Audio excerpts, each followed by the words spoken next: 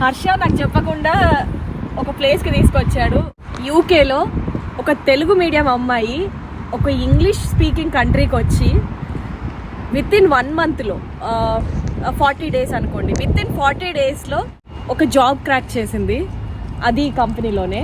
So 1 year ఈ కంపెనీలో work చేశాను నేను ఇంటర్న్గా. నాకు ఇంకో కంపెనీలో కూడా జాబ్ వచ్చింది దీనికి ముందు, సీమన్స్ అని, అది రెడింగ్ దగ్గర.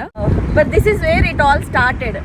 ఇప్పుడు చూసుకుంటే ఒక బాబుతో మా ఆయనతో ఈ కంపెనీకి వచ్చి ద మ్యాన్ బిహైండ్ ఎవ్రీథింగ్.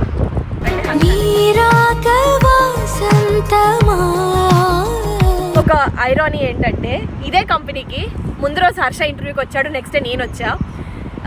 ఇద్దరిలో నాకు వచ్చింది జాబ్. సో ఇద్దరు ఇంగ్లీష్తో కంపేర్ చేస్తే నా ఇంగ్లీష్ కాస్త బెటర్. సో నాకు వచ్చింది జాబు. ధర్మపురి ఇంగ్లీష్కి రాలేదు.